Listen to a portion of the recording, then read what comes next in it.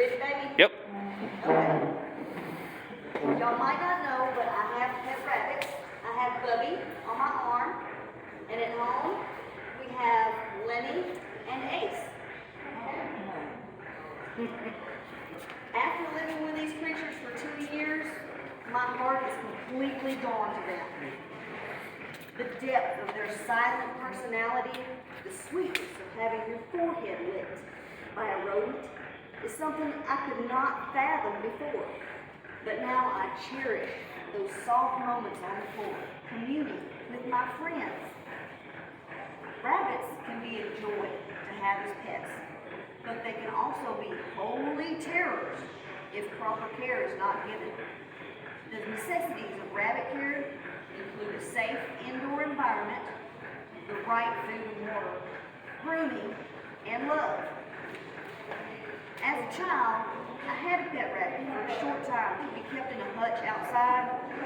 When I tried to play with him, he would get wild-eyed and bitey and try to escape. He eventually did. But he was in an environment of constant stress. This brought out only the worst in his personality. The first thing you need for a bunny, for a happy bunny, is a great environment. Ideally, bunnies should be indoors with plenty of room to roam and time for socialization. They can be litter box trained, just like a dog or a cat, and share the space with humans. PetKing.com recommends using an indoor cage if other pets or children could be a danger to your bunny, but letting them out for at least a few hours a day for exercise. The indoors will also need to be bunny-proof, since they will chew on just about anything they can get to. A remote control left in a chair could quickly have all its buttons chewed off, just like this one from my house. They also like to chew through cords and wires. They are attracted to the electricity running through this spicy hay. But although exciting, it can be deadly. All cords must be kept out of reach. Another danger pointed out by the rabbit advocate is lead paint on baseboards of older buildings. Even if it's covered with new paint, bunnies can quickly chew through these layers and inhale the poison. They recommend covering any baseboards with contact paper. Keeping plenty of chew toys around, like paper towel cores, pine cones, applewood sticks, and black notebooks will reduce but never eliminate their urge to destroy your belongings. Now on to the most important thing to rabbits, is food. Twice a day, dawn and dusk, 9 a.m. and 9 p.m., rabbits know when feeding time is. They hear me coming up the stairs, and you can hear them running down the hallway, back and forth. When you get to the top of the stairs, you better have some food, or you will be attacked. With scratching, circling, and sometimes fighting. But if you have those lovely greens and salad, they will love you oh so much. Rabbits need about 1 cup of fresh grains and vegetables twice per day. According to Oxbow Animal Health, these provide a variety of vitamins, minerals, and antioxidants that cannot be found in any other source. Greens also provide much of their daily hydration. Then they need a small amount of pellets, a tablespoon or less, depending on their weight. Quoting from info put out, but their main source of food is timothy hay. Their main food is hay, and they munch it constantly. They eat hay all day long. Quoting from info put out by the Best Friends Animal Society, hay makes up 80 to 90% of a rabbit's diet. As grazing animals, rabbits need to have an unlimited supply of fresh hay daily.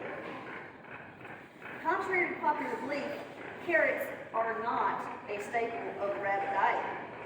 They're full of sugar. These and other treats, like fruit or oats, should only be given in small quantities a couple of times per week. Anything more will cause them to neglect their hay, which can lead to tooth issues and obesity. Finally, bunnies need fresh water daily in a crock or a dish. Bottles are not recommended, as they may not get enough water because bunnies are a little bit lazy, and all that clickety to get it out of the bottle, that's too much effort. Their water does need to be freshened daily, as loose hair and hay will get in there very quickly. The sounds of rabbits happily munching hay or slurping their water out of the bowl is like angel whispers. Way nicer to wake up to than barking. The next important thing in rabbit care is grooming. Rabbits are meticulous groomers of themselves and each other, but they need a bit of help. According to the bunny lady, you should brush out excess hair every few days to avoid intestinal blockage due to hairballs. They also need their nails trimmed. Without the natural digging activity to wear down the nails, they can quickly curl under damaged pads and feet. They can be clipped using cat nail trimmers about once a month or every 6 weeks. This also reduces scratchiness when they're climbing on you, trying to get food. The final thing that rabbits need is love. They are social animals that naturally live in groups. Marin L. Harriman, in the Rabbit Handbook, states that rabbits need friends.